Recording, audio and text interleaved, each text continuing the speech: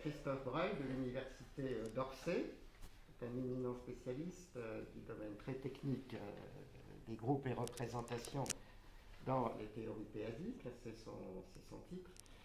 Alors je le remercie vraiment d'avoir accepté de nous parler de façon pas trop technique de ce thème extrêmement technique.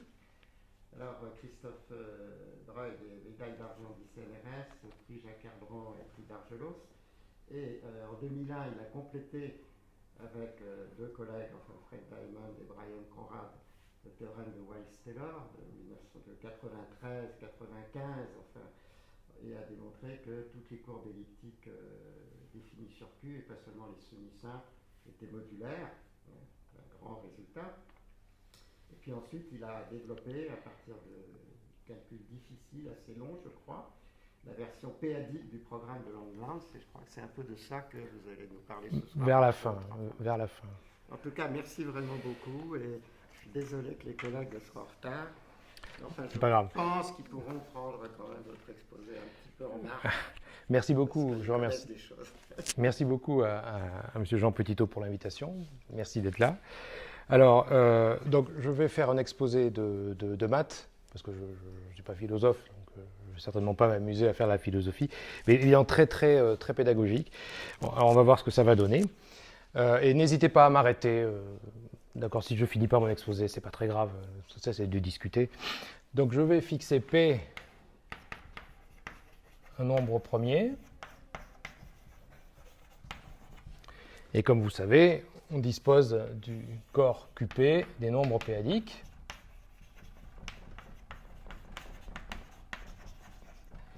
Et à l'intérieur, on a ZP, les entiers péadiques. Donc les développements formels en puissance de P. Et bien sûr, QP, c'est ZP où on inverse P. D'accord ? Alors, donc je vais travailler avec ces corps-là. Je vais aussi fixer une clôture algébrique, ce qu'on appelle QP bar. Une clôture algébrique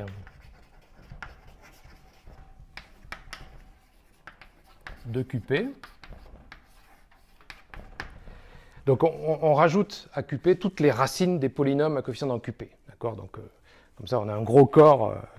Et quand on a une clôture algébrique, comme ça, on considère le groupe de Galois de QP bar sur QP. Donc ce sont les automorphismes de corps de QP bar qui fixent point par point tous les points de QP. Et en fait, on peut l'écrire, ce groupe de Galois, je vais le réécrire là.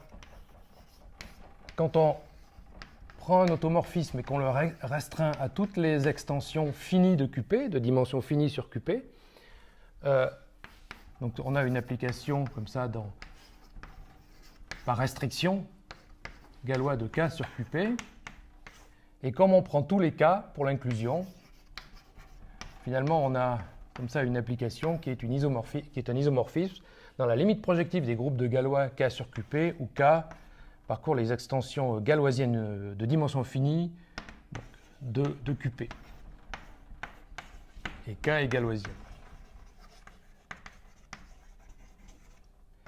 Voilà. Et on munit ce groupe de Galois de la topologie limite projective, de la topologie discrète sur chaque... donc ça fait un groupe profini, limite projective de groupe fini.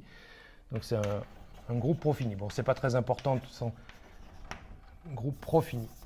Enfin si, la topologie est importante, mais... voilà. Et un groupe profini est toujours compact, ça implique qu'il est compact.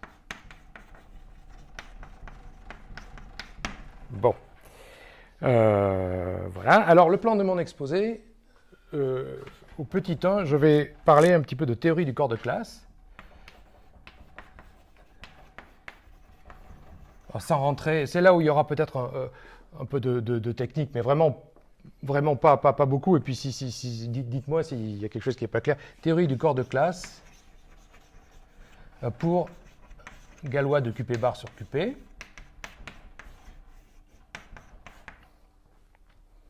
Au petit 2, je parlerai de correspondance de Langlands locale.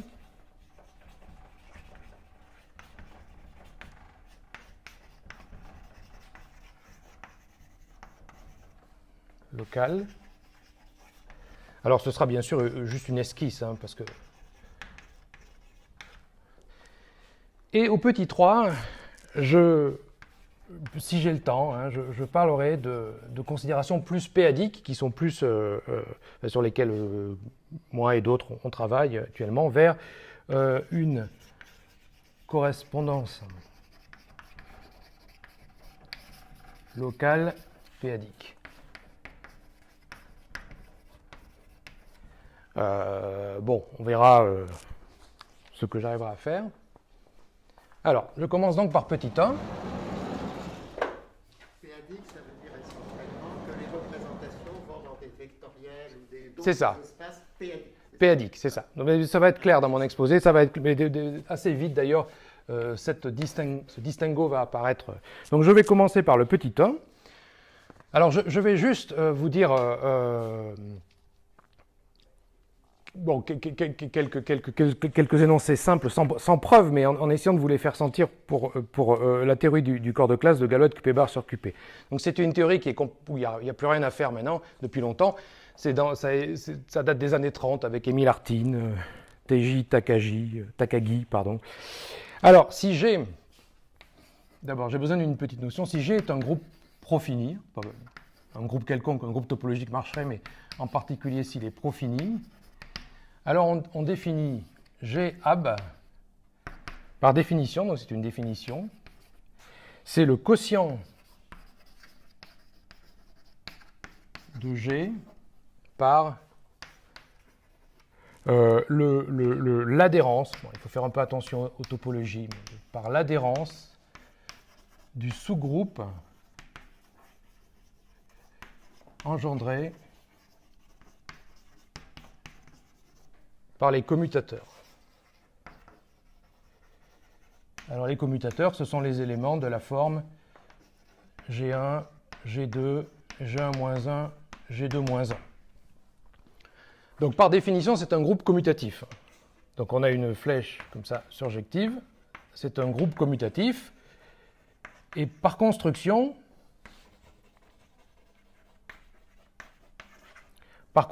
toute flèche de G, tout morphisme de groupe de G vers un groupe abélien va se factoriser par ça. C'est pour ça qu'on dit que c'est le plus grand quotient, il satisfait cette propriété universelle là. Voilà. Et alors le but de la théorie du corps de classe, c'est de décrire, donc on aimerait bien décrire les groupes de Galois en général, ce sont des groupes évidemment profinis, mais on peut essayer de les décrire avec des générateurs topologiques, etc. Mais c'est compliqué. Et par contre, c'est très simple de décrire l'abélianisé, comme vous allez voir. Alors, je vais vous donner tout de suite le résultat avec c'est presque. Alors, je mets un presque, et vous verrez pourquoi. C'est presque la même chose comme groupe topologique que le groupe multiplicatif QP croix. Alors, je vais essayer de vous faire sentir comment on relie les deux. Donc, vous voyez, c'est simple quand même, hein, le groupe multiplicatif QP croix, ça c'est concret. Bon, ça c'est... Alors, comment on peut voir ça? Alors, d'abord, quand on permute les racines, il y a un morphisme de groupe surjectif de ce groupe de Galois vers le groupe Fp bar sur Fp, où Fp bar, c'est une clôture algébrique du corps fini de Fp, donc Fp c'est Z sur Pz. Alors, je vous rappelle juste oralement cette surjection, intuitivement. Donc vous avez un groupe de permutation qui permute les éléments de Qp bar en fixant ceux de Qp. Dans Qp bar, vous avez des entiers aussi. Vous avez Zp bar. Ce sont les racines des polynômes unitaires à coefficient dans Zp. D'accord, ce sont des éléments dans Zp bar. Et alors, les éléments de Zp bar, on peut, comme les éléments de Zp, ils sont ici, on peut les réduire, alors pas modulo P, parce que comme on prend dans les extensions des racines de P, tout ça, il faut faire un petit peu attention, mais grosso modo, l'idée c'est c'est la réduction modulo P qui vous envoie ça vers Fp bar. Alors il y a un gros noyau, c'est ce qu'on appelle un idéal maximal, mais bon, qui est essentiel, quand vous restreignez à Zp, c'est vraiment la réduction modulo P. Fp. D'accord? Bon, eh bien, il se trouve que le groupe de Galois, bien sûr, respecte les éléments de ZP bar, c'est-à-dire il n'envoie pas un élément de ZP bar vers un élément qui est dans QP bar, mais qui ne serait pas dans ZP bar. Il respecte les éléments de ZP bar et il respecte aussi les éléments du noyau. Donc, il passe au quotient, d'accord? Et les permutations sur FP bar qui fixent FP, c'est le groupe de Galois de FP bar sur FP par définition. Donc, et on peut montrer que c'est surjectif. Donc, on a comme ça cette application naturelle de groupe. Et celui-là, ce groupe-là, il est abélien, et il est très facile, c'est Z chapeau. C'est ce qu'on appelle le complété profini de Z. C'est-à-dire limite projective de Z sur NZ pour les applications si vous voulez, Z sur MNZ va vers Z sur NZ. Voilà, surjective, et aussi vers Z sur MZ. Bon, et puis vous prenez toute la limite projective, mais grosso modo, enfin, ce qu'on appelle le complété profini de Z. Mais si vous voulez, vu que je vais mettre le presque ici, on va pouvoir voir ce que c'est Z. Et quel est un générateur topologique? Eh bien, 1 est envoyé vers l'élément X a pour image, X appartient à FP bar, s'envoie vers X puissance P. Voilà. Ça s'appelle le Frobenius. Donc vous pouvez vérifier que l'application X puissance P fixe point par point les éléments de FP et pas les autres. Voilà. Donc c'est un élément du groupe de Galois. Et en fait, c'est que des puissances de tous les éléments du groupe de Galois, ce sont des puissances de cet élément-là, des puissances éventuellement, entre guillemets, topologiques, puisqu'il y a une espèce de complétion. Mais en tout cas, la remarque, c'est que c'est abélien. Oui, c'est abélien. Donc, parce que j'ai dit tout à l'heure, ça va se factoriser. Alors, attendez, je vais l'écrire ici.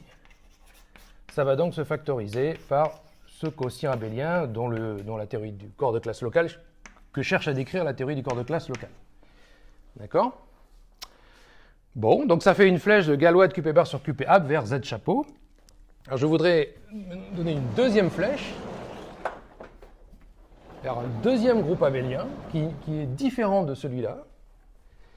Et alors, dans QP bar, on a d'autres extensions. Dans QP bar, on a ce qu'on appelle les extensions cyclotomiques, c'est-à-dire on rajoute une racine pénième de 1. Donc c'est évidemment une racine d'un polynôme, c'est la racine de xp puissance n-1 égale 0, donc c'est bien dans QP bar. Et c'est une extension galoisienne, parce que son groupe de Galois, c'est même une extension galoisienne abélienne, son groupe de Galois, c'est pas difficile de voir, c'est Z sur PNZ, les unités de l'anneau Z sur PNZ, les éléments inversibles de l'anneau Z sur PNZ. La bijection, c'est juste vous envoyer un élément un élément petit z vers, donc ici vous prenez une racine P énième et vous l'envoyez vers mu puissance z. Évidemment, il faut prendre un représentant dans z, mais comme c'est une racine P énième, ça ne dépend pas du représentant, et ça vous fait un élément du groupe de Galois, ils sont tous comme ça. D'accord? Et donc, de même, vous avez donc une flèche de Galois de QP bar sur QP vers la limite projective, parce qu'évidemment, on les prend toutes, comme tout à l'heure, des Z sur PNZ croix. D'accord? Et ça, la limite projective de Z sur PNZ croix, presque par définition, c'est pas autre chose que ZP croix, les unités de ZP. Et comme c'est abélien, comme tout à l'heure, tout ça va se factoriser par l'abélianisé du groupe de Galois. D'accord? Donc, si je récapitule, j'ai un morphisme de groupe abélien de ça vers, je mets les deux, je mets le produit, le produit, parfaitement, donc ZP croix Z chapeau. D'accord? Eh bien, c'est un isomorphisme en fait. Et comment est-ce qu'on peut relier ça à QP? Alors en fait, j'aurais pu dire d'emblée que c'était ça le groupe complet, mais c'est mieux de le voir comme QP-croix, parce que vous verrez pour l'angulance locale après. Donc il faut relier ça à QP-croix, et en flèche, il y a une flèche naturelle du QP-croix, une flèche de groupe multiplicatif du QP-croix là-dedans, qui envoie, donc vous voyez un élément de QP-croix, ou plutôt, attendez, comment je vais... on ne va pas faire comme ça. C'est mieux de faire. Là-dedans, il y a un autre groupe encore plus simple, dense, c'est ZP croix Z. D'accord, parce que j'ai dit que ça, c'était un complété de Z. Donc ça, c'est dense là-dedans. D'accord, et je dis que ça, c'est la même chose que QP croix,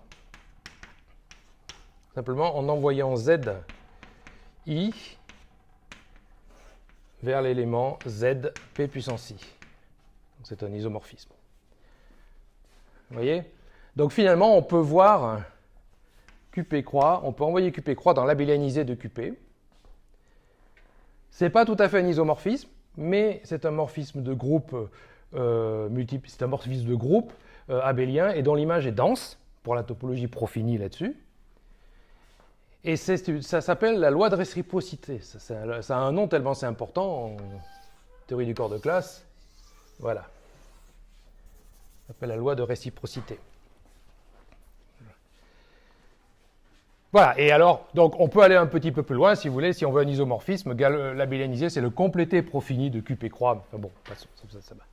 Et alors, ça permet tout de suite de faire ce qu'on peut appeler un peu prétentieusement l'angulance locale pour GL1, en faisant comme suit. Alors c'est un peu prétentieux de dire ça, mais...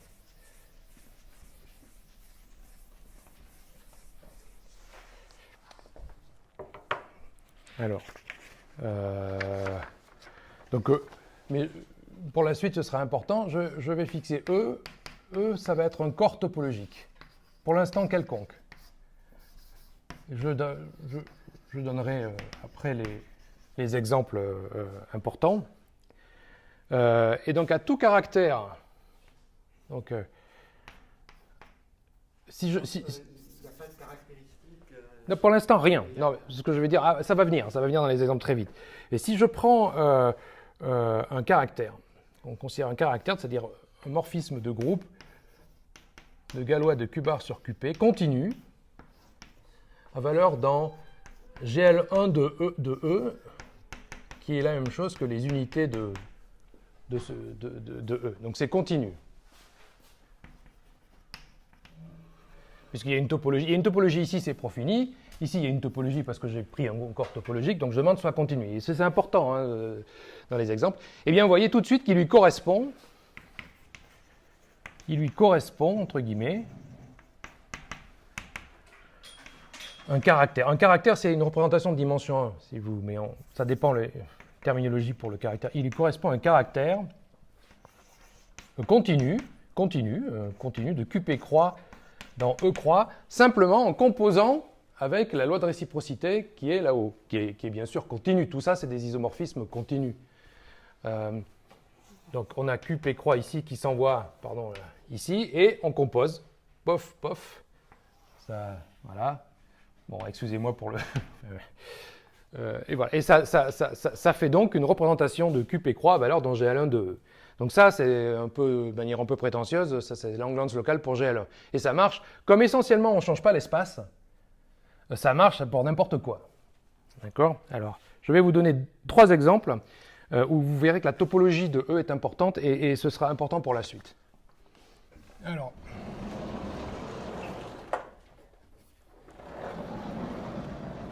on n'a pas les mêmes types de caractères suivant les corps topologiques qu'on considère. Et en général, on en considère 3. On peut considérer n'importe quel corps, mais après, comme on veut faire des choses plus générales, il faut quand même qu'il y ait quelque chose. Donc, exemple. Les exemples sont importants pour Donc, le premier cas qu'on a envie de considérer, c'est E égale C avec sa topologie transcendante, la topologie de complexe. Avec sa topologie transcendante, Enfin, c'est la topologie de C, quoi. D'accord? Alors, donc, on considère qu'IP, caractère continu de Galois de QP à valeur dans C croix, et donc qui est continu. Ça, c'est important. Et alors, il va se passer la chose suivante, c'est que quand vous considérez un tel caractère, forcément, ça va se factoriser par une extension finie. Donc, je vous rappelle que le groupe de Galois, je vais l'effacer, c'était une limite projective sur des groupes de Galois finis. Mais un tel caractère se factorise toujours par un certain Galois de K sur QP, pour K suffisamment grand, mais fini, de dimension finie sur QP. Alors pourquoi? Donc ça, on a toujours, il existe un K, si vous voulez, il existe K, tel que ça se factorise comme ça. Et pardon, je peux tout aussi bien, oui, j'ai pas mis, je peux, d'ailleurs, comme C croix est abélien, bien sûr, je peux mettre ab si je veux, mais c'est même pas, enfin, ou ne pas le mettre. De toute façon, ça se factorise par l'abélianisé. Donc pourquoi ça c'est vrai? Parce que la raison suivante, c'est un argument très connu, qui est le suivant, c'est que dans C, l'élément 1, bien sûr, il a une basinage, une base d'ouverts, mais vous n'avez pas ces ouverts, une base d'ouverts donc qui vont de plus en plus petits, mais ce ne sont pas des groupes. Ça ne peut pas être des groupes. Au bout d'un certain temps, si l'ouvert est suffisamment petit, ce ne sera plus un groupe multiplicatif.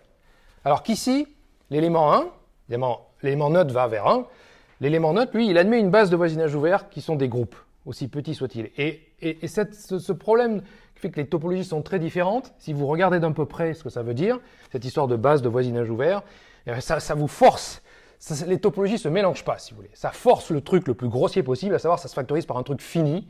Alors là, évidemment, fini, comme ça c'est fini, tout est continu, enfin je veux dire, il n'y a plus... D'accord? Ça s'appelle, les anglo-saxons appellent ça le no small subgroup argument. Donc ça sert partout, ça va servir tout à l'heure avec en langue locale, etc. Donc ça se factorise toujours par une extension finie. Voilà. Donc en particulier, vous voyez, ça implique que ce caractère Kp, il est localement constant. Bah, il est plus que localement constant, il est même fini, mais bon. En particulier, il est localement constant. C'est-à-dire, si vous prenez un élément de G, il y a un petit voisinage ouvert tel que la valeur de Kp dessus va être constante, à savoir Kp de G. D'accord, mais même, on peut être localement constant sans être fini, comme vous allez voir. Alors ça, c'était le premier exemple. Le deuxième corps, très important, alors plutôt en arithmétique, et qui en fait va contenir finalement, va contenir ça du point de vue, va pas contenir C bien sûr, mais va contenir le caractère, parce que comme ici, les topologies sont tellement différentes, on se ramène à quelque chose de très algébrique finalement, donc ça va le contenir à cause de ça. Donc c'est le corps E, les corps E égale QL bar, où L est un nombre premier, mais attention, différent de P. Alors ça c'est fondamental. S'il est égal à P, je vais faire un cas juste après, vous allez voir, c'est... Et alors là, donc on considère pareil, qu'IP de Galois de QP bar sur QP, à valeur dans QL bar croix, continue. Alors ici, c'est la topologie L-adique, ici, c'est la topologie profini. D'accord? Et en fait, on peut montrer, alors je ne vais pas vous le montrer là, mais ce n'est pas très difficile, on peut montrer que QP est forcément localement constant. Il est localement constant. Mais pas forcément fini. Et ça ne se factorise pas nécessairement par une extension finie, et je vais vous donner un contre-exemple, mais pas forcément fini. Donc on trouve plus de caractères quand on regarde ces corps-là. Alors je vous donne un exemple dans le petit 2. Il y a un caractère qui sert tout le temps, qui s'appelle le caractère norme. Donc on le note comme ça, comme une valeur absolue, mais on l'appelle le caractère norme, qui va donc de QP croix, et en fait il va carrément dans ZL croix, qu'on peut voir bien sûr dans QL bar croix, hein. Mais en fait son image est tout petit dans QL bar croix, et c'est le caractère qui vous envoie X vers 1 sur P à la puissance valuation de X, valuation P-adique de X. Hein, sachant que si vous voulez, si vous vous rappelez tout à l'heure, il y avait je ne sais pas si je l'ai effacé, il y avait ZP puissance I pour Z dans Z croix. Donc valuation de ZP puissance I, c'est I. D'accord? C'est la puissance de P. quand ça c'est une unité entière. Donc en fait ce caractère-là c'est un caractère, et ça tombe bien dans ZL croix parce que P est différent de L, vous voyez, donc 1 sur P, c'est vraiment un élément de ZL croix. Si vous mettiez P ici, ça ne marcherait plus, enfin ça tomberait dans QP croix, mais...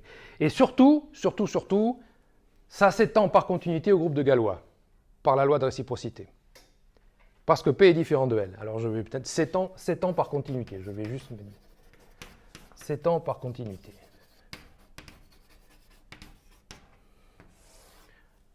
Au groupe de Galois. Donc ça vous donne un autre caractère, et c'est localement constant, parce que vous voyez bien, si vous faites des éléments très très proches d'un topologie p-adique, ils ont la même valuation. Donc ça va vous donner un caractère localement constant, mais pas fini. Alors, et troisième exemple, alors qui, de mon point de vue, est le plus important, et là vous allez voir que c'est sérieusement différent, c'est L égale P, voilà. Alors, comme c'est des caractères, ça reste pas trop méchant, mais ça suffit pour voir déjà qu'on ne va pas pouvoir rester dans les mêmes objets. Donc, petit 3. Donc, c'est E égale QP bar lui-même. D'accord? Mais en quelque sorte, alors ça, c'est un autre QP bar. Ce n'est pas le même que celui du groupe de Galois. C'est un peu...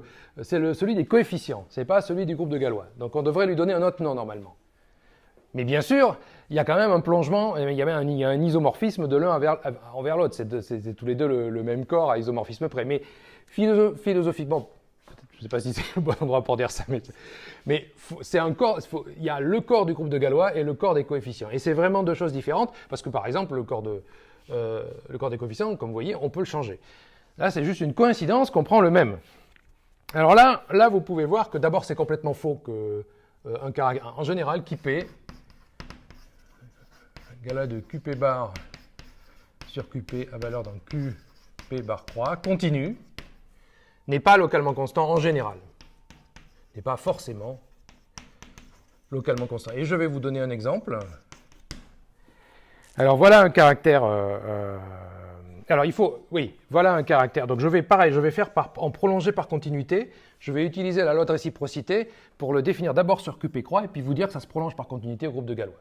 Je vous demande de me croire. Parce que c'est très facile de voir ce qui se passe sur QP croix. Vous voyez, donc, on envoie QP croix dans QP bar croix de la façon suivante. À petit x, on lui associe petit x, mais fois la norme de x, celle-là là-bas. Qu'on peut tout aussi bien voir... Ah non, bon. Je l'ai déjà effacé. Ah oui, oui, voilà. Qu'on peut tout aussi bien voir dans QP bar croix. Pas dans ZP croix, mais dans QP bar croix. Parce qu'on sait, 1 sur P n'est pas là, mais il est là. Donc là, ça, on peut, voilà. Et je multiplie par x. Et ce caractère-là, on lui donne un nom, il s'appelle petit epsilon. Et il est très important dans la théorie. C'est un peu l'analogue p-adique du caractère norme. Il s'appelle le caractère cyclotomique p-adique. Il est peut-être encore plus important que chez le caractère cyclotomique. Parce que si vous revenez à la définition de la loi du corps de classe, vous verrez que ça correspond à l'action sur les racines p-nième de 1 que j'avais introduite au début. In fine, quand on dévisse tout ça. Caractère cyclotomique p-adique. Et alors, vous voyez tout de suite, et il s'étend, voilà, alors je vous dis, il s'étend par continuité. S'étend par continuité au groupe de Galois. Ce que ne ferait pas dans ce cas-là le caractère norme. Je pourrais tout aussi bien, je pourrais définir d'ailleurs x à pour image x, ça ne s'étendrait pas au groupe de Galois. Je pourrais définir x à pour image le caractère norme, ça ne s'étendrait pas par continuité au groupe de Galois, mais quand je fais le produit des deux, ça s'étend par continuité. Bon, d'accord. Et vous voyez tout de suite que le caractère, il est pas constant, puisqu'on a multiplié par x. Ça, c'est linéaire, c'est la fonction linéaire la plus simple possible. Donc, vous avez multiplié une fonction linéaire par un caractère localement constant. Vous avez une fonction localement linéaire. D'accord? Donc, c'est ça. Et si vous prenez sa puissance, epsilon puissance i, pour n'importe quel i, vous avez un caractère, du coup, localement polynomial. Voilà. Et donc, ça va réapparaître à la fin. Donc, vous voyez, on obtient des choses très différentes. Voilà. Donc, ça, on va temporairement l'oublier, ce petit 3. Et revenir dans le cadre du petit 2, mais pour GLN. Alors là, évidemment, je vais juste mentionner des résultats de manière un peu vague, parce que alors là... Ça, c'est Langlands classique. Par rapport à ce que par rapport à ce que j'essaie de faire, parce que c'est évidemment beaucoup plus abouti. L'Anglands local est beaucoup plus... L'Anglands local classique est beaucoup plus développé. Alors, donc je vais juste vous donner un résultat vague, mais donc c'est le paragraphe petit 2. Bon, donc Langlands, bon, c'est aux alentours des années 60, milieu des années 60, je ne sais plus exactement, fin des années 60, plutôt fin des années 60, a conjecturé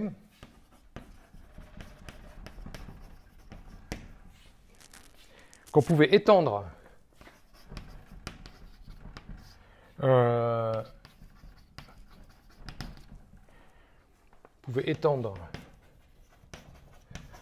la correspondance que j'avais décrite pour G1 tout à l'heure, on part d'un caractère de Galois, on lui associe un caractère de QP-croix via la loi de réciprocité.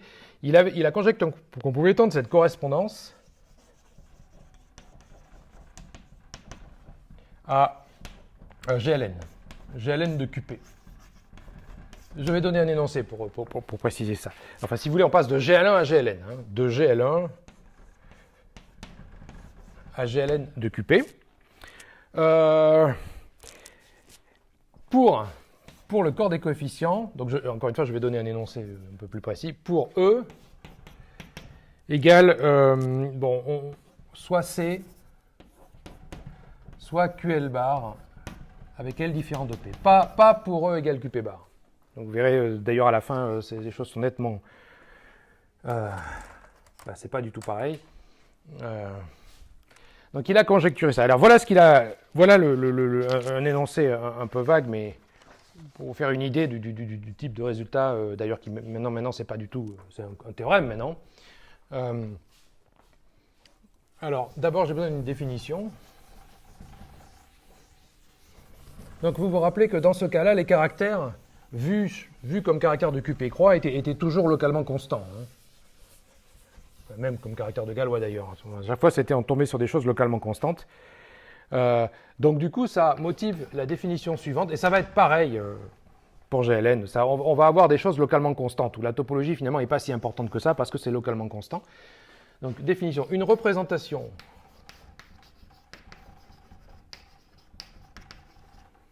E linéaire de GLN de QP sur un E espace vectoriel arbitraire. Une représentation, et aucune n'est pas de topologie pour l'instant, c'est juste une représentation au sens théorie, au sens algébrique, au sens théorie des groupes, est dite localement constante.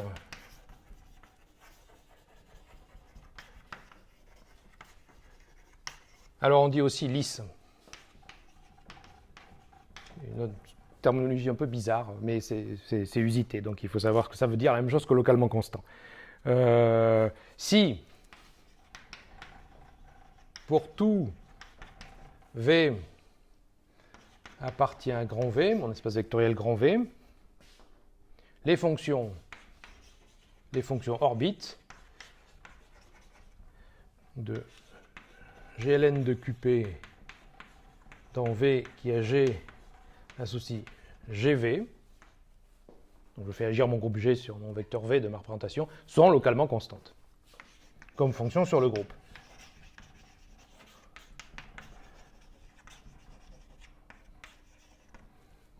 D'accord? Bon. Voilà, et alors avec ça, je peux vous énoncer le théorème, mais de manière très très vague. De toute façon, l'énoncer de manière précise, je ne saurais même pas le faire en fait, là, il faudrait que je révise.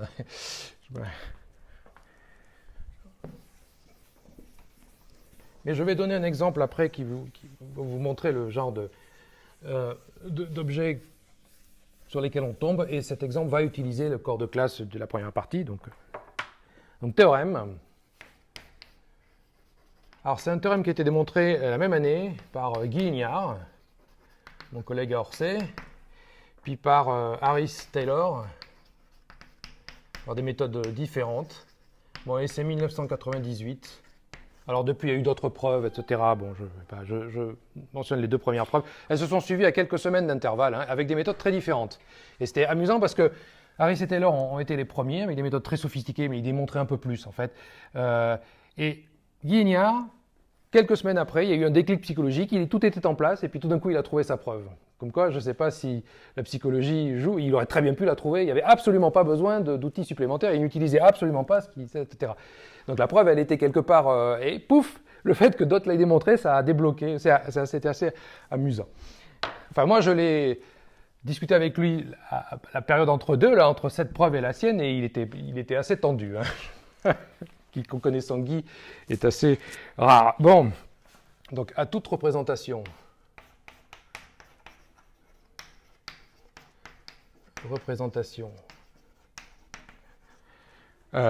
continue. Alors, je dis représentation, j'exagère un peu, c'est un morphisme de groupe tel que je vais le présenter, mais c'est tellement pratique de dire les choses comme ça. J'ai ln de E, donc E c'est soit C, soit QL bar, c'est encore là. D'accord? Donc je regarde une représentation continue. Alors en fait, je la regarde à isomorphisme près, c'est-à-dire je m'autorise les changements de base sur GLN de E, mais traditionnellement, on écrit juste le morphisme de groupe. On fait un choix de base et dans la tête, on dit mais je peux le changer. Donc à toute représentation continue comme ça, correspond, alors je mets des gros guillemets, une représentation localement constante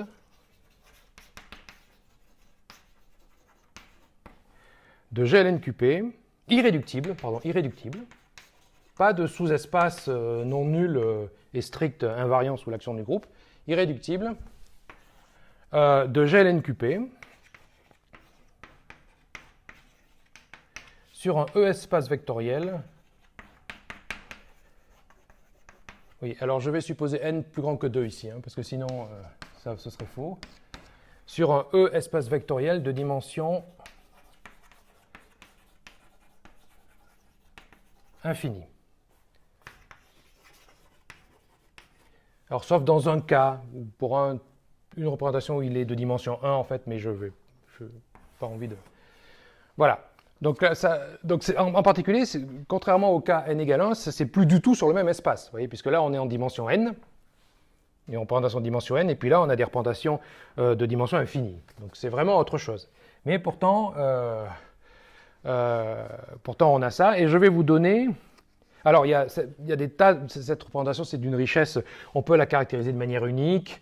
Il y a encore des gens qui travaillent dessus, je pense que Guy Ignard fait encore de la recherche pour essayer de caractériser les cas les plus compliqués, etc. C'est sans fin, quasiment, quand on rentre dans les détails. Donc là, mais je vais vous donner l'exemple le plus simple, mais qui est peut-être un des plus importants. Enfin, en tout cas, c'est pas parce qu'il est simple qu'il n'est pas important.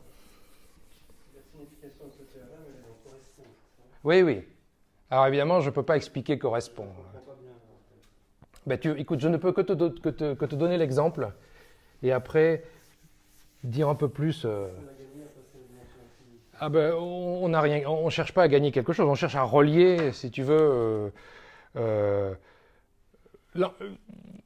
début de mon exposé, j'ai montré qu'en utilisant la loi de la réciprocité, on pouvait tout caractère dans GL1 galoisien pouvait se voir comme caractère de GL1 de QP croix, de GL1 de QP, c'est-à-dire QP croix. Via la loi de réciprocité. La loi de réciprocité, c'est un morphisme de groupe continu d'images denses, donc galois de QP bar sur QP abélianisé. Et tout caractère se factorisant par l'abélianisé, tu vois, c'était un caractère du groupe de Galois, il se factorise par l'abélianisé, tu peux le voir comme un caractère de QP croix. Voilà. Et Langlands a conjecturé qu'on pouvait étendre ce genre de choses pour GLN, mais ce n'est pas sur le même espace. Là, c'est sur le même espace, parce que ça se passe au niveau des groupes. Donc l'espace, le caractère lui-même, c'est le même en fait. Mais là, c'est pas du tout pareil. Donc, je ne sais pas quoi te dire. Il se passe, tu vois, peut-être, regarde l'exemple. Tu vas voir qu'il se passe des choses quand même où tu vois que c'est pas innocent. C'est la correspondance de Langlands. Donc, si tu veux, qu'est-ce qu'on y gagne? Concrètement, tout ce qui est facile d'un côté est difficile de l'autre, et inversement. tout ce qui se voit bien d'un côté, c'est compliqué de le voir de l'autre, et on va en voir un exemple dans les... Et tout ce qui se... D'accord? Donc, quand même, c'est tellement riche que, si tu veux, ça se justifie en soi. Enfin, moi, en tout cas, je... Donc, voilà un exemple. Alors, je regarde ρ p, qui 1, etc., qui n. Je regarde un morphisme qui est comme ça, trigonalisable. D'accord? Donc j'ai des caractères qui 1, qui n sur la diagonale, et puis éventuellement, mon morphisme, il est comme ça. Voilà, avec qui i, donc un des caractères continus que j'ai considéré au début. Et alors là, il y a deux cas à distinguer, parce qu'ils sont un peu. Il y a le cas E égale C, comme tout à l'heure. Je vais d'abord commencer par le cas E égale C. Alors là, comme je vous ai dit, l'argument no small subgroup, il marche aussi. Parce que c'est pareil, il y a pas dans GLN de C, il n'y a pas de base de voisinage de l'identité qui sont des groupes. Il y a des groupes qui contiennent l'identité, mais ils ne forment pas une base de voisinage ouvert. D'accord? Il y a des groupes ouverts qui contiennent l'identité, mais ça ne fait pas assez pour faire une base de voisinage ouvert. Donc les topologies ne se mélangent pas. Donc là aussi, vous avez Galois de QP bar sur QP. Donc comment j'ai écrit ça? Oui. Enfin, non, je veux dire, ça se factorise par une extension finie. Donc je vais juste écrire ça. Pour la même raison que dans le premier cas, se factorise la représentation se factorise par Galois de K sur QP pour K fini. Une extension finie de QP suffisamment grande, mais enfin finie. Et donc on a finalement une représentation de dimension n d'un groupe fini. D'accord? Et les représentations des groupes finis, c'est des choses, comme on dit, semi-simples. C'est-à-dire que vous avez des représentations irréductibles, et toutes les autres, c'est des sommes directes d'irréductibles. Ce qui veut dire concrètement qu'à changement de base près, vous pouvez supposer que c'est 0 ici. D'accord? Parce que ça se factorise par un groupe fini, et que la théorie des représentations des groupes finis, c'est quelque chose où il n'y a pas d'extension, il n'y a que des sommes directes. D'accord? Et comme là, je suis avec des trucs irréductibles, cette dimension 1, ben la semi-simplifiée, ce sera la somme directe des caractères. Voilà. Et alors, qu'est-ce qui lui correspond de l'autre côté, selon ce théorème? Alors là, je vais vous balancer la solution. Bien entendu, cette solution ne sort pas de nulle part, mais c'est difficile de l'expliquer naturellement, sans faire appel, j'en parlerai un petit peu tout à l'heure, Enfin, c'est difficile de toute façon, puisque on est en dimension infinie. Alors voilà, quelle est la représentation de GLN de QP associée à ça? Donc ça s'appelle une série principale.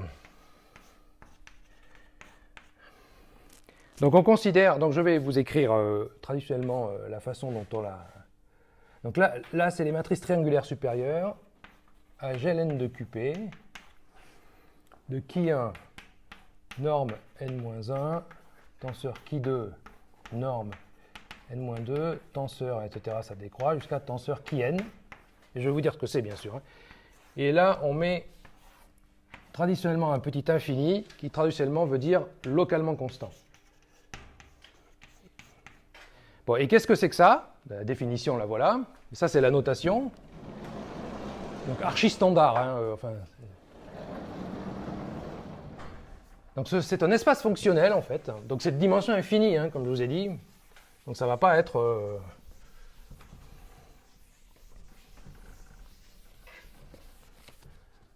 Donc c'est l'espace des fonctions de Gn de Qp donc dans C, puisque je suis avec C, enfin dans E si vous voulez, E égale C, qui sont localement constantes. Et tel que f de, alors quand je prends, et qui satisfont une équation fonctionnelle, qui est l'équation suivante, qui est symbolisée par ici les matrices triangulaires supérieures. Donc quand je prends une matrice triangulaire supérieure B1, Bn, et que je le multiplie par un élément de G, dans GLNQP, donc ça, je veux que ce soit égal à qui1 de B1, norme de B1, n-1. Donc norme, c'est le caractère de tout à l'heure, c'est 1 sur P évaluation, qu'on voit dans C aussi. Qui 2 de B2, norme de B2, n-2, etc. Qui n de Bn fois f de G. Voilà, quel que soit donc B1, etc., Bn, qui est une matrice triangulaire supérieure, et quel que soit G, appartient à GLN de QP. Bon. Alors historiquement, je crois que, mais je ne suis pas sûr, mais il me semble que des choses comme ça apparaissaient en physique, des sortes d'espaces fonctionnels, dans la première moitié du XXe siècle. Les gens, et donc là, on est dans un cadre arithmétique, mais elles ont dû apparaître d'abord en physique avec des fonctions qui n'étaient pas localement constantes, mais qui étaient probablement C infini, il me semble, quelque chose comme ça, avec ici du GLN de C. Bon, mais ça a été transposé après au cadre arithmétique, je ne me souviens plus par qui, ça doit remonter aux années 50, donc c'est pas... Voilà, et alors, quelle est l'action de GLN? Donc ça, vous voyez, c'est un espace fonctionnel qui est en fait de dimension infinie, et l'action de GLN de QP dessus, c'est, vous prenez une fonction, vous prenez un élément, donc il faut que je définisse ce que c'est que G.f, donc c'est une fonction, donc je l'ai définie sur un élément, un autre élément G' de GLN, et par définition, c'est f de G', une action à gauche, voilà, et ça fait une action à gauche, irréductible. Et alors là, il y a quelque chose, il y a quelque chose de non trivial, et je vais vous le dire, je ne vais pas vous le démontrer, d'ailleurs je ne saurais pas, mais il faudrait que je révise encore une fois, c'est que, vous voyez, ρp, c'est vu à isomorphisme près. Donc en particulier, je peux faire n'importe quelle permutation sur les QI, à isomorphisme près, j'ai la même représentation. Là, c'est pas du tout clair qu'on peut permuter. Eh bien, pourtant, si vous permutez les QI, vous n'avez pas le même espace fonctionnel, ce n'est pas le même espace de fonction, mais les deux représentations de dimension infinie sont isomorphes. Il y a ce qu'on appelle un opérateur d'entrelacement entre les deux, pas du tout trivial. Donc vous voyez, quand même, il y a quelque chose de pas facile qui vous dit que, en quelque sorte, ça contient la même information mathématique. On peut permuter les QI.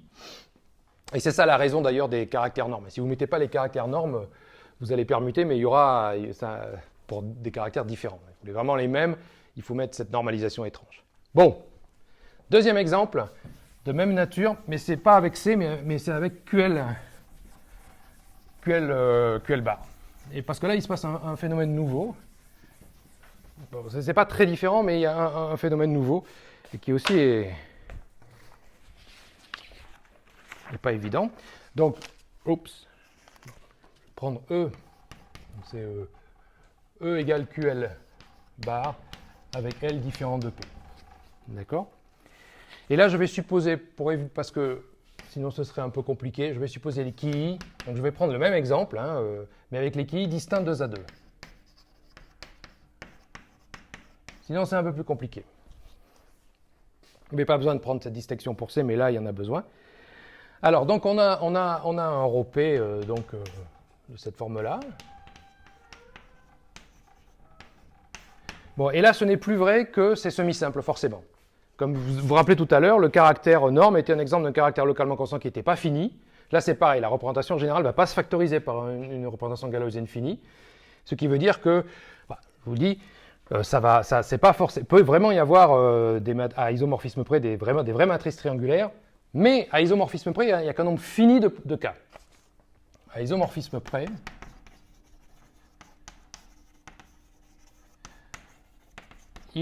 si vous fixez les qui et à qui n fixé, bien sûr, il n'y a qu'un nombre fini de ρp.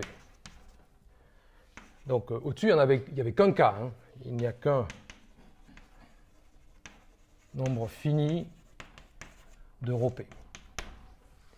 Bon. Ce que tu es en train de dire, c'est que les représentations qui sont bien triangulaires ou triangulaires supérieures dans les deux exemples, c'est des cas vraiment particuliers par rapport à la généralité du théorème de mais Harris-Taylor qui considère des représentations absolument quelconques. Mais si tu veux, c'est beaucoup plus compliqué. Et c'est même pas explicitable à l'heure actuelle dans tous les cas, si tu veux.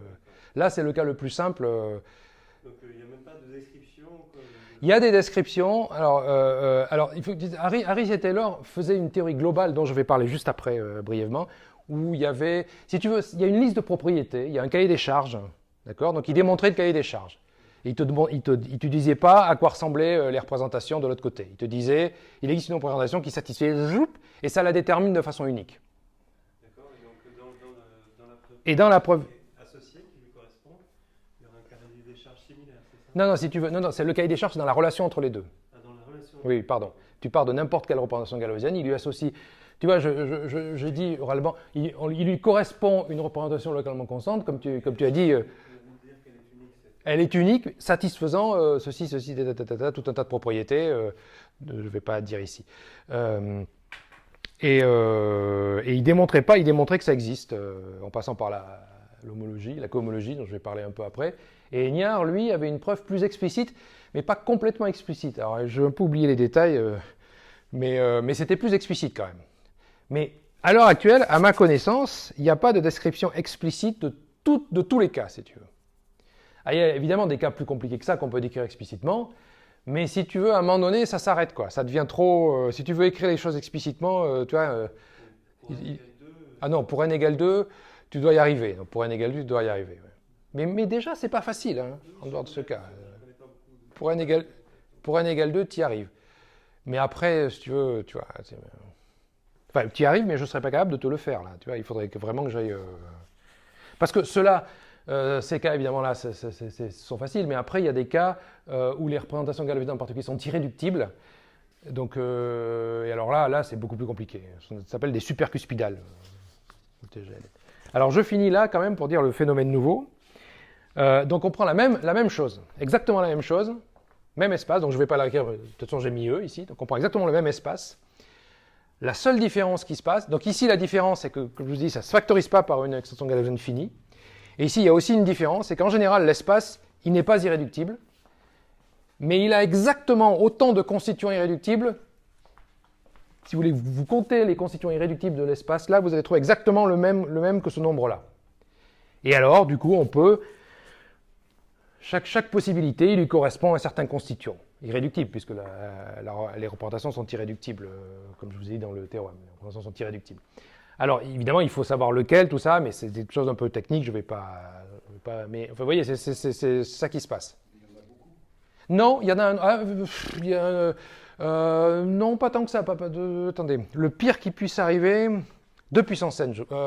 Oui, pour GL2, il y en a 2, maximum. Pour GL3, 4. Non, alors c'est pas 2 puissance n, 2 puissance n moins 1. Ça doit être ça, ouais. Donc, au maximum, hein. En général, il y en a moins. Ça peut être irréductible, je veux dire. Dans ce cas-là, ça veut dire qu'à isomorphisme près, on peut diagonaliser le truc, ce qui peut arriver aussi. Alors, très important, pour ce qui va suivre, qui va être beaucoup moins balisé, j'aurai besoin de ce qu'on appelle la réalisation géométrique de la correspondance locale, qui peut-être est plus importante encore que la correspondance locale elle-même.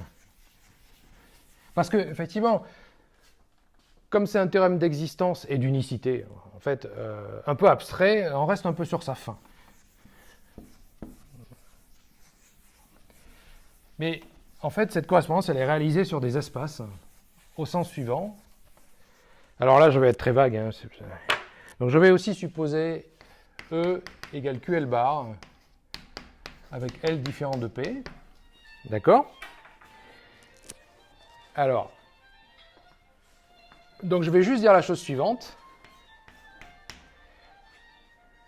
Un petit intermède de musique classique. C'est agréable en fait.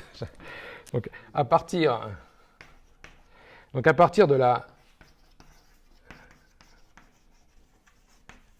cohomologie étale L-adique, donc ça c'est Grothendieck et son école, etc., des variétés de Shimura, des variétés algébriques de Shimura, alors évidemment des variétés algébriques de Shimura, donc dites de Shimura, et en fait il faut des tours de variétés, c'est-à-dire des systèmes projectifs de variétés pour... mais bon, on peut construire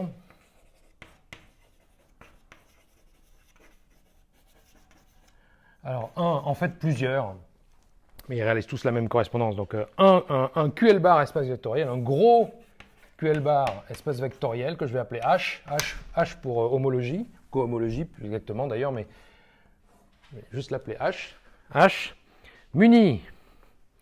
Donc il est muni d'une action du groupe galois de Q bar sur Q, pas QP bar sur QP, mais Q bar sur Q qui est plus gros que galois de QP bar sur QP, hein, puisqu'il contient tous les groupes galois de QP bar sur QP pour tous les P en fait, donc il est muni d'une action continue, QL bar linéaire de galois de Q bar sur QP, de galois de Q bar sur Q, pardon, et d'une action localement constante de GLN de QP. Les deux commutant entre elles, les deux actions commutant entre elles. D'accord? Donc on a ces deux groupes qui agissent. Alors, si vous voulez, ce groupe H, c'est un groupe de cohomologie de Betty en fait. Sauf que si vous voyez comme cohomologie de Betty, vous aurez l'action de GLN de QP, parce que c'est une action combinatoire sur les variétés, vous n'aurez jamais l'action de Galois. Pour voir l'action de Galois, il faut vraiment la cohomologie étale. Il faut réinterpréter ça comme la cohomologie étale. Et évidemment, l'action de Galois est cruciale ici. Et alors voilà comment on retrouve cette correspondance. On utilise ces deux actions de la façon suivante. Alors, évidemment, ça passe par la théorie globale, c'est-à-dire, ça passe par... Donc ça s'appelle... oui, alors, c'est la réalisation... Oui, il y a eu aussi une réalisation purement locale, mais celle-là, elle est mieux. Parce que c'est bien d'avoir des représentations de Galois de Q bar sur Q, c'est mieux que d'avoir... Mais voilà comment on retombe sur la correspondance. Donc on fixe ρ, alors attendez, on fixe ρ, et pas ρp, une représentation irréductible continue de Galois de Q bar sur Q, à valeur dans GLN de QL bar, comme tout à l'heure, continue. Mais sauf que c'est Galois de Q bar sur Q ou le Galois de QP bar sur QP. Je fixe ça et je la suppose irréductible. Alors, on peut être irréductible comme représentation de Galois de Q bar sur Q, mais quand on prend la restriction à Galois de QP bar sur QP, qui s'envoie là-dedans, on peut tomber sur quelque chose de très réductible comme ça. Donc c'est vraiment beaucoup plus gros. Voilà, et je vais noter... voilà, et donc, bon, et je vais regarder homme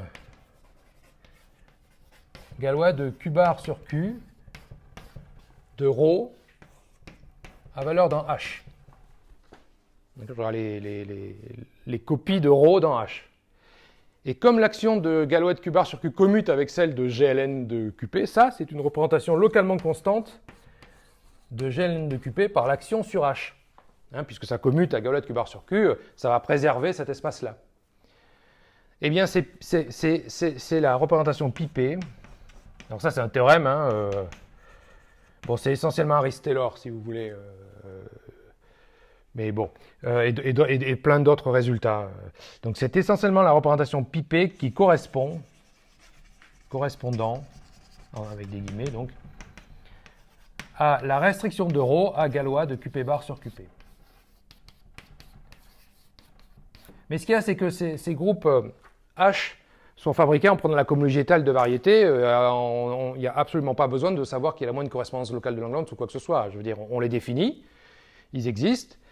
Et d'ailleurs, Grothendieck lui-même ne faisait pas de correspondance de Langlands. Et dessus, ça réalise en fait cette correspondance. Voilà. Alors maintenant, je voudrais... j'ai un peu de temps.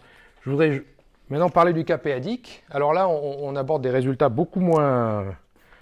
Vous allez voir, ce sont des choses qui sont au stade de la recherche, en fait. Donc, c'est moins synthétique. Enfin, c'est moins... Vous allez voir. Donc, petit 3. Alors, donc je voudrais énoncer quand même deux théorèmes qui correspondent à peu près à qui ne sont pas du tout faciles et pour lesquels on ne sait pas vraiment aller pour l'instant au-delà de ces deux théorèmes-là. Enfin un peu, mais pas de manière que je pourrais exposer ici en tout cas. Donc vous vous rappelez que dans le cas n égale 1, quand j'avais considéré le cas E égale QP bar, on avait tout de suite vu qu'il n'avait plus de caractère localement constant, qu'on tombait sur ce fameux caractère cyclotomique p-adique, epsilon, c'était x norme de x, qui était en fait localement linéaire.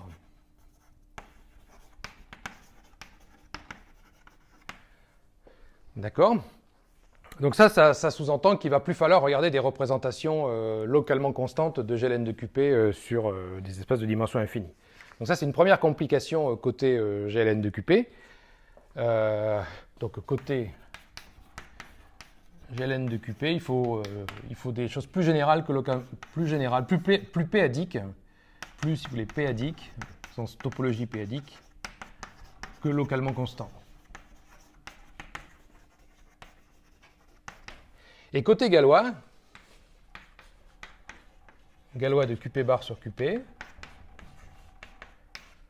donc en fait, il y a toute une théorie. Donc la théorie, donc, si vous voulez, la théorie des représentations continues de Galois de QP bar sur QP, donc Galois de QP bar sur QP à valeur dans GLN de QP bar est extrêmement riche, beaucoup plus riche que dans les autres cas. Parce que là, si vous voulez, ce sont les mêmes topologies en quelque sorte. Donc les topologies se marient bien. Et donc, tout d'un coup, il y a une foule de représentations en plus. Donc l'acteur principal, là, c'est Fontaine, Jean-Marc Fontaine, qui a étudié tout un tas de classes et de sous-classes de représentations continues de Galois de QP bar sur QP. C'est pas du tout facile à décrire explicitement. Bon, bien sûr, il y a ces représentations-là aussi. D'ailleurs, je vais reconsidérer cet exemple à la fin, qui lui n'a pas besoin de beaucoup de choses. Mais il y a des représentations beaucoup plus compliquées, des représentations irréductibles, etc., qui sont beaucoup plus difficiles à décrire ici. Et surtout, il y en a beaucoup plus. D'accord? Donc voilà, il y a une complication des deux côtés. Alors, je vais essayer de vous dire la question principale qu'on se pose dans ce cadre-là et quelques résultats sur cette question. Donc, il n'y a pas de théorème aussi général que celui que j'ai énoncé dans le cas local, hein, bien sûr, on est loin de là. Et vous verrez pourquoi à la fin. Alors voilà la question principale qu'on se pose. Dans ce cadre PAD... Alors d'abord, définition. Donc c'est l'analogue de la définition de localement constant, mais c'est localement analytique. Donc cette définition, elle est due à deux mathématiciens, Peter Schneider, qui est allemand, et Jeremy Teitelbaum, qui est américain, qui lui a tellement été dégoûté par cet aspect des PAD, c'est qu'il a arrêté la recherche, juste après. Et c'est vrai, c'est pas... Bon, il était plutôt jeune, mais enfin, il était plus jeune que lui, et ça l'a complètement...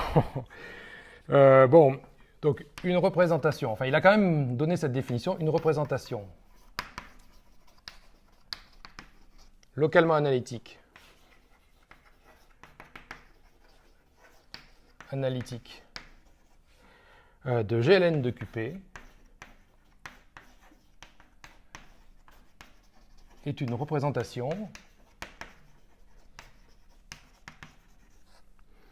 de GLN de QP, bon, sur un QP bar espace vectoriel topologique. Il y a besoin d'une topologie. Alors, c'est pas n'importe quelle topologique. C'est pas n'importe quelle topologie. Je vais vous dire son nom. C'est une topologie localement convexe, séparée, qui est dite sur des espaces de type compact. Les espaces ne sont pas du tout compacts. De type compact, c'est une terminologie, c'est des espèces de limites inductives de Banach, telles que l'image d'un Banach dans le suivant est contractée, si vous voulez, en quelque sorte.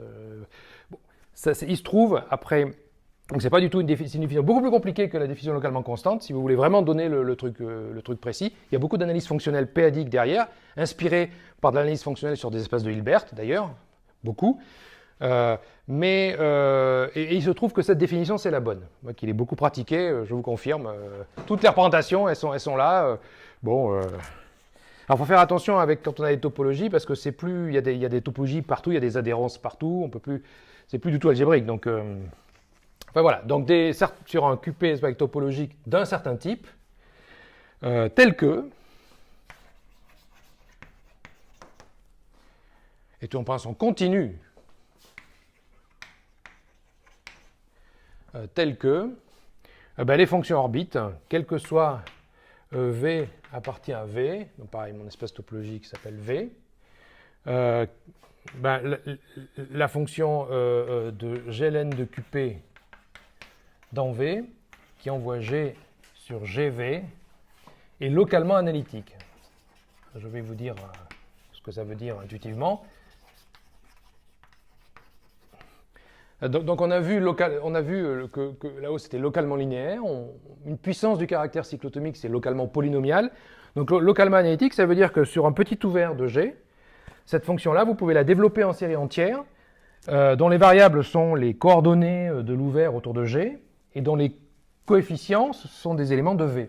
Tout ceci convergent dans V. C'est pour ça qu'il faut une topologie sur V, pour que ça donne un sens à la convergence. Et cette topologie, il ne faut pas la prendre n'importe comment. Donc ça, donc ces représentations-là contiennent en particulier les représentations localement constantes. Elles contiennent aussi les représentations que je devrais appeler localement polynomiales, mais en fait on les appelle localement algébriques. Mais c'est les puissances du caractère cyclotomique, par exemple, c'est un caractère localement algébrique. Et en fait, ça contient beaucoup plus. Voilà. Donc ça, c'est cette définition. Alors, ceci étant dit, maintenant je reviens à l'espace H de tout à l'heure. Donc dans ce cadre, même si on remplace QL par QP, on a quand même un espace H. On a exactement la même chose que tout à l'heure, avec exactement les mêmes propriétés. C'est-à-dire qu'on a exactement, on a H. Ah oui, mais non, mais sauf que cité, oui, mais alors attention, parce que là tu utilises quand même quelque part que la topologie de QP est totalement discontinue. Parce que sinon, non, tu as parfaitement raison, mais dans ce cas-là, c'est les représentations analytiques, si tu veux. Tu vois. Ça c'est beaucoup plus rigide. Ici c'est vraiment nécessaire de mettre le localement, parce que tu peux vraiment avoir des tas d'ouverts où la série n'est pas du tout la même d'un ouvert à l'autre. Si tu veux, tu le vois ici d'ailleurs, parce que si tu changes d'ouvert, la norme de x, c'est une valuation. Mais si tu changes d'ouvert, cette valuation n'est pas la même. Donc tu vas avoir une fonction linéaire, mais le coefficient de devant, il ne va pas du tout être le même suivant l'ouvert. Donc là, c'est pareil. Mais sinon, oui. Et d'ailleurs, dans le cas dont j'avais parlé au début, en disant que ces espaces de série principale, ça venait de la physique, etc., c'était précisément ce genre de représentation qui était considéré. C'était des représentations comme ça qui étaient... Mais c'était plutôt C infini, si tu veux, dans mon souvenir. J'ai un peu oublié, parce que j'ai pas jamais... Plus C infini qu'analytique. C'est-à-dire tu remplaces localement analytique par C infini.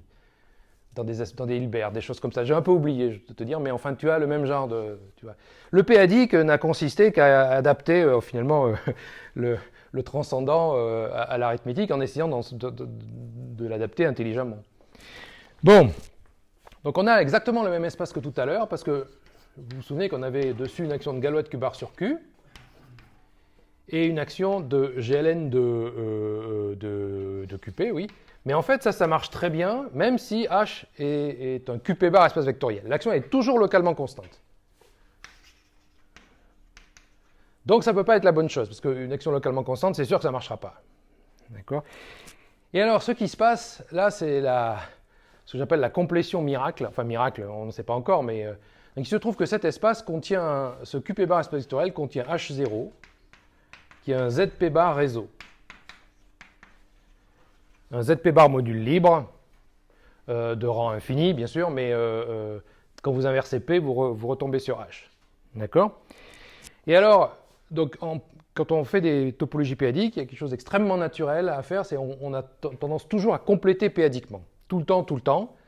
Et donc, c'est extrêmement naturel de considérer H chapeau, qui par définition, c'est la limite projective sur n de H0 sur P puissance n H0. Et là, c'est vraiment P puissance n. Hein, comme je prends n de plus en plus grand, ce n'est pas un problème. Où j'inverse P. Donc, c'est un banard p-adique. Et il y a toujours une action, toutes mes actions, elles se prolongent par continuité sur cet espace-là. Mais cette fois-ci, l'action de GLN de QP n'est plus du tout localement constante. Elle n'est pas forcément localement analytique, parce que j'ai juste pris une complétion, mais dedans, il y a ce qu'on appelle H chapeau AN, les vecteurs localement analytiques. C'est par définition, les V appartiennent à H chapeau, telle que la fonction G a pour image GV est localement analytique, hein, pour avoir une représentation localement analytique. Donc c'est un sous-espace qui est dense en fait. Et ça, le fait que ce sous-espace est un gros sous-espace, c'est un autre théorème de mes deux collègues. Enfin, mes collègues, un ex-collègue. D'accord?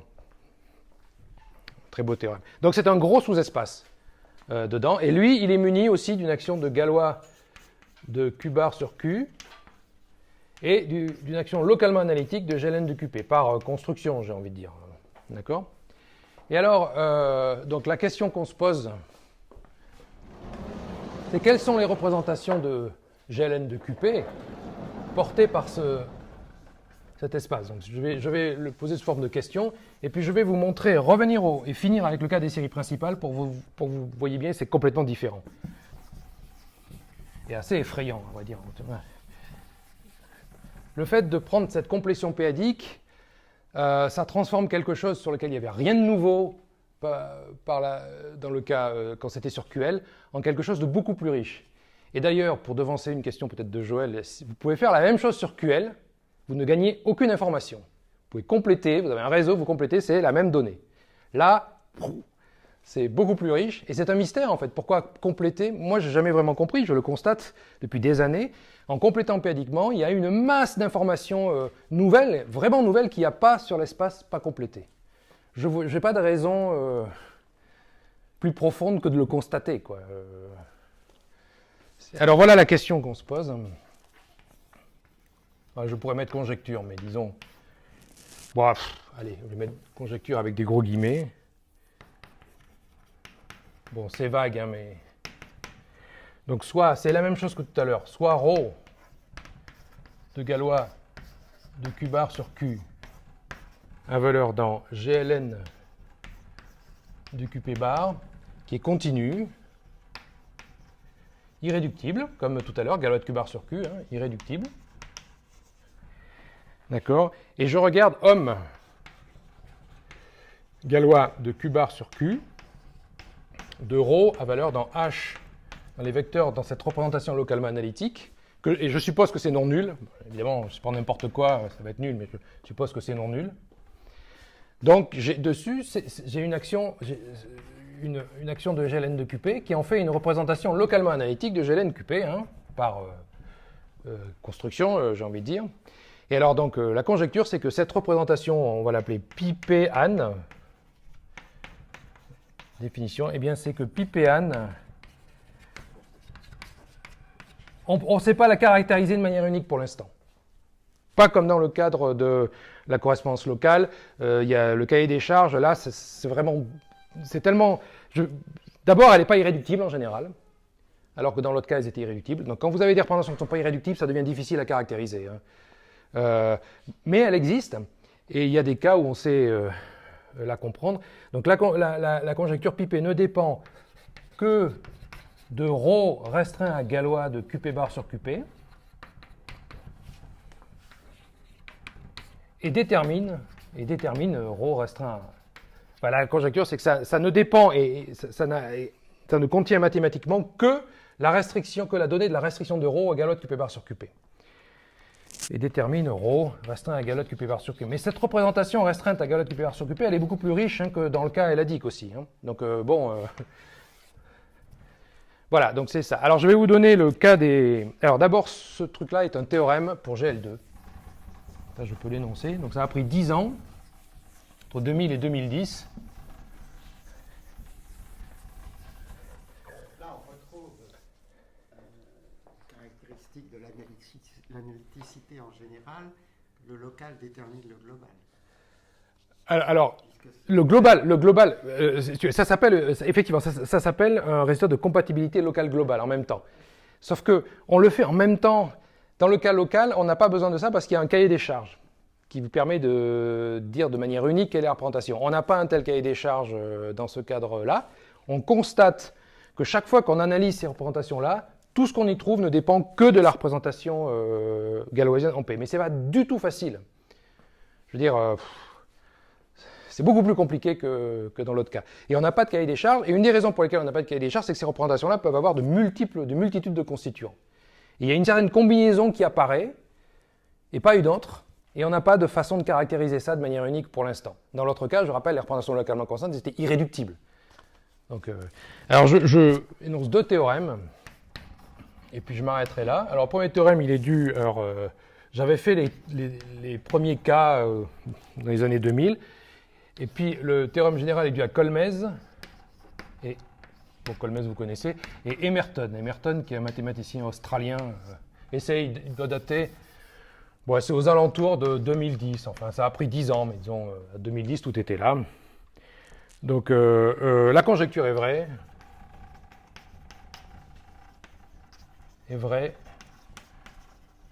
Pour n égale 2.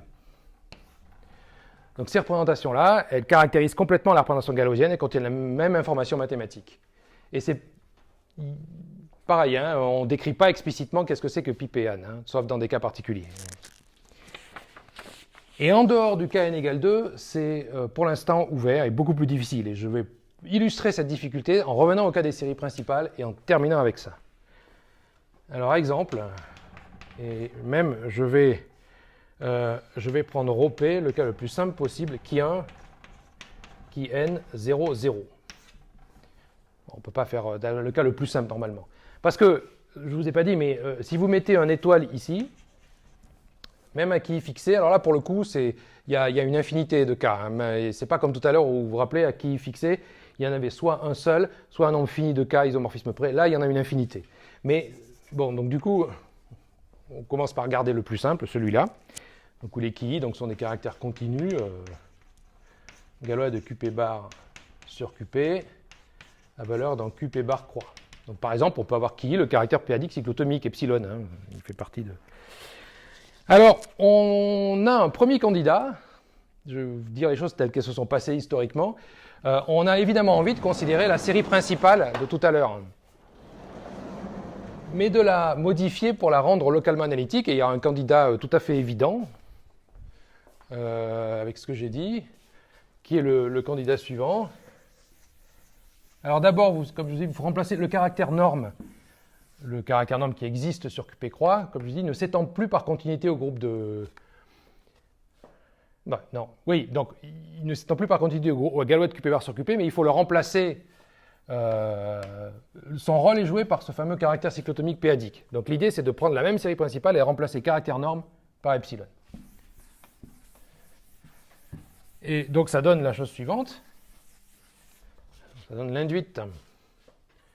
L'espace de fonction est exactement pareil. L'induite, alors pareil, hein, le triangulaire supérieur, à gln de qp, et bien donc, qui 1, epsilon n-1, tenseur qui 2, epsilon n-2, tenseur qui n. Et attention, là on ne prend plus localement constant, évidemment on prend les fonctions localement analytiques. Ça veut dire localement analytique. C'est-à-dire ce sont les fonctions f de gln de qp à valeur dans E qui sont localement analytiques et telles que elles vérifient f de b1, bn, g égale la même chose que tout à l'heure pour ce caractère-là. D'accord? Alors, donc ça ne marche pas. Et je vais vous dire pourquoi. Bon, la première raison, mais ce n'est pas pour ça que ça ne marche pas, cette représentation, d'abord, elle peut avoir une multitude de constituants. Elle n'est plus du tout irréductible, comme je l'ai dit, mais ce n'est pas pour ça que ça ne marche pas. La raison pour laquelle ça ne marche pas, c'est que ça dépend de l'ordre des quilles. Il n'y a plus d'opérateur d'entrelacement. A priori, ça paraît foutu. Sauf que, on se dit, il y a une façon de rendre ça invariant. Il y a une façon de faire en sorte que ce truc-là ne dépende pas des permutations, une façon brutale. C'est qu'on les prend toutes. On les prend les n factorielles séries principales. Alors là, c'est sûr, ça ne dépendra plus des permutations. Donc on considère somme directe pour une permutation W dans les permutations sur l'ensemble à n éléments de and. La même chose, mais simplement, je fais toutes mes permutations. Qui W de 1, epsilon n-1, tenseur qui W de 2, epsilon n-2, tenseur tenseur qui W de n. Localement analytique. Donc c'est énorme, hein, là. Et alors, ce qui est... bon, moi, je trouve quand même... on a réussi à le montrer que c'était effectivement dans le H chapeau. Quand on complète, on récupère n factoriel série principale, alors que sans compléter, il y en a juste une qui est entrelacée avec toutes les autres et qui est localement constante. Donc je ne comprends toujours pas la raison profonde, mais si j'appelle ça star, définition, donc c'est un théorème qui date de 2017, alors je n'ai pas pu résister, c'était un de mes théorèmes. Donc c'est un théorème que j'ai démontré avec mes collègues Hellman et mon autre collègue, Benjamin Schrin, d'Orsay. Donc ce théorème vous dit que cette somme directe énorme, il y a une factorielle série principale, elle arrive bien en sous-objet de la représentation pipée qui était homme. Alors, homme de Galois de Q bar sur Q de ρ H chapeau Anne, bien sûr lorsque la restriction de ρ à Galois de Q bar sur QP est une somme directe de caractères, sous-entendu. Sinon, ce n'est pas du tout ça qui se passe. Voilà. Et donc, pour n égale 2, voilà, je vais terminer avec ça. Pour n égale 2, c'est un isomorphisme. Isomorphisme pour n égale 2. Et dès que n est strictement plus grand que 2, on sait que ce n'est pas un isomorphisme. Autrement dit, il y a encore d'autres constituants qui sont pas il y a ces n factoriels série principale et encore d'autres choses que pour le moment on ne comprend pas suffisamment. Donc c'est énorme. Ce truc innocent de compléter pédiquement, c'est terrifiant en fait. Plus ça va, voilà. Et bon, on travaille activement pour essayer de comprendre un peu plus tout ça. Voilà, on va arrêter là.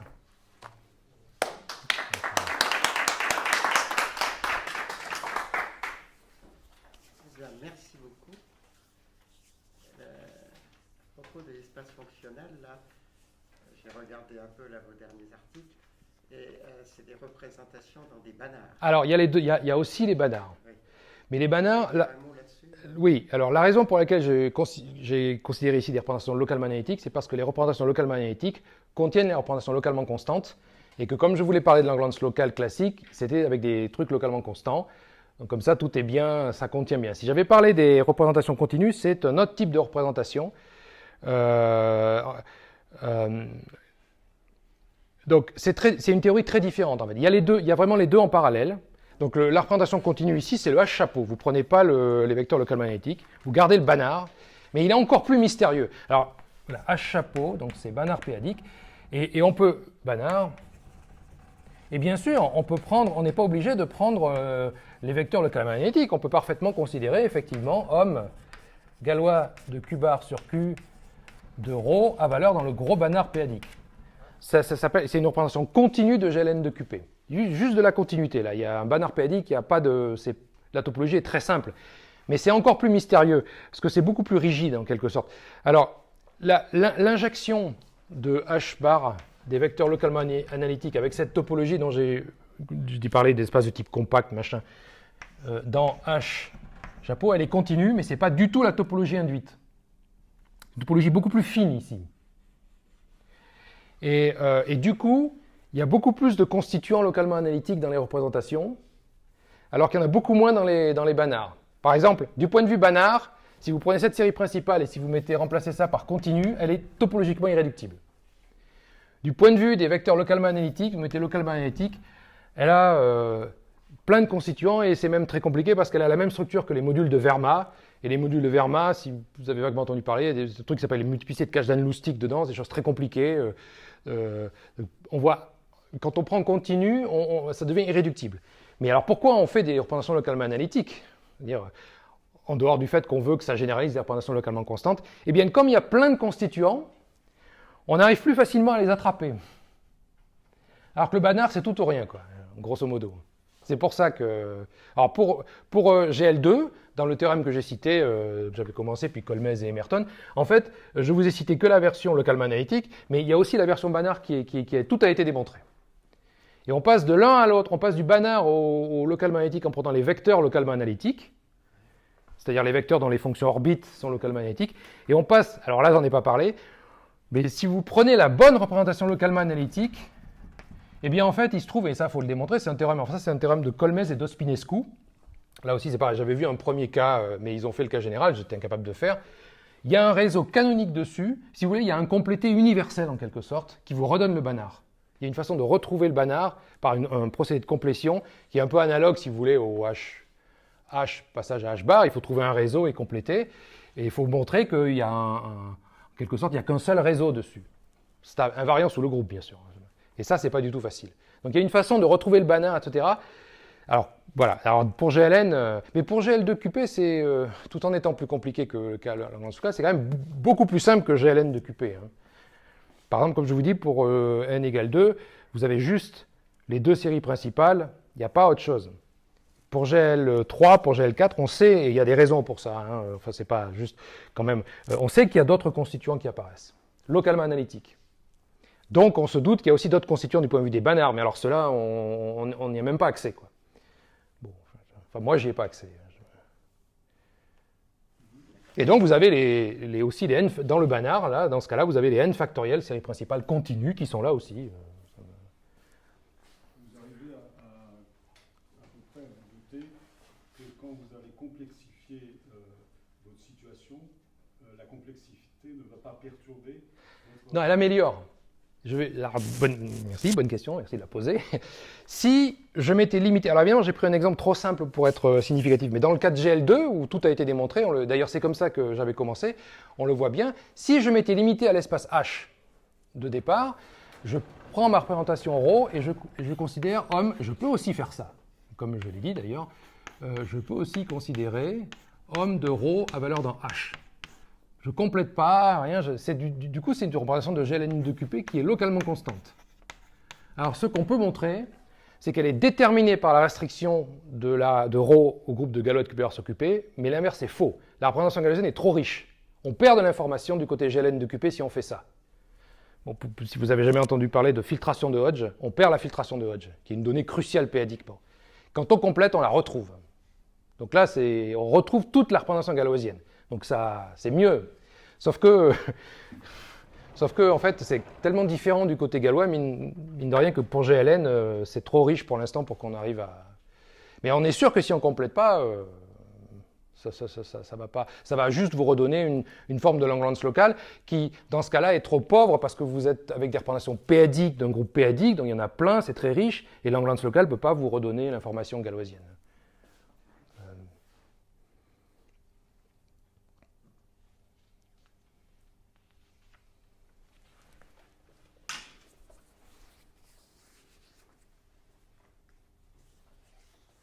J'aimerais vous poser une question, puisque Joël est là, générale, par rapport à votre trajectoire. Quand vous, à quelques occasions, par exemple pour le prix d'Argelos, enfin, vous avez un petit peu exposé votre trajectoire. Oui, oui. Et vous avez insisté sur le fait qu'après vos grands travaux sur la complétion du théorème de Weil-Steller, avant d'arriver à ça, avec la période module filtré, etc., oui, oui. vous aviez eu plusieurs années de calcul. Oui, oui, oui. Vous aviez fait des milliers de pages. Oui. Presque. Ouais, un millier, quoi, un millier à peu près. Pas des milliers, un millier, oui. Oui. Pour approfondir ce que vous appelez des coïncidences calculables. Alors, je peux vous dire lesquelles, puisque comme j'ai parlé... Attendez, oui, pardon.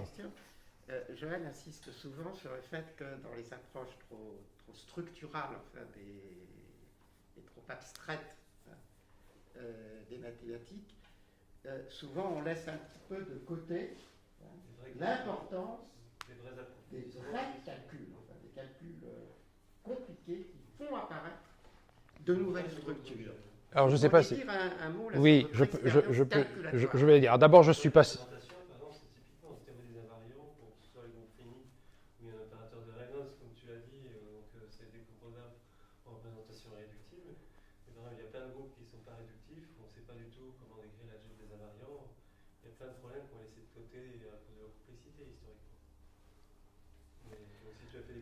Alors moi je peux dire, alors d'abord je ne suis pas certain que mes calculs à moi c'était si important que ça pour le... Mais enfin les calculs que je faisais étaient les suivants.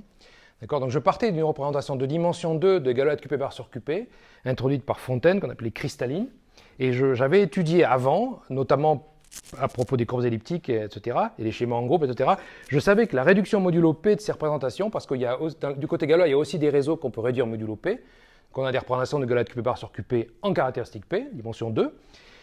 C'est pas difficile à classer ces représentations-là, c'est Jean-Pierre Serre qui a fait ça avec des caractères qu'on appelle, j'oublie, caractères fondamentaux de Serre. Enfin, même, bref, on peut faire des calculs, et je savais que la réduction modulo P, elle était assez compliquée suivant la représentation de départ. Enfin, on peut pas lire la réduction modulo P sur la représentation galoisienne en caractéristique 0 elle-même. Donc il y a vraiment des calculs côté galois qui donnaient des résultats assez différents suivant que les poids de hot state variaient. Enfin bref, passons, voilà. Et de l'autre côté, j'avais des représentations de GL2 de QP. Alors c'était le tout début. En fait, c'était des représentations localement algébriques. Donc on peut les compléter, mais quand on complète, ça ne change pas la réduction, en fait. Donc c'est pour ça que je pouvais faire les calculs. Et j'avais commencé à faire des calculs de ce côté-là, et je me suis rendu compte que on trouvait évidemment pas la même chose, parce que d'un côté c'était dimension finie, de l'autre côté c'était dimension infinie. Mais à chaque fois qu'il y avait un changement, il y avait le même changement de l'autre côté pour la même valeur du paramètre. Et donc ces calculs-là n'étaient pas faciles à faire. C'est ça qui m'a pris quelques centaines de pages.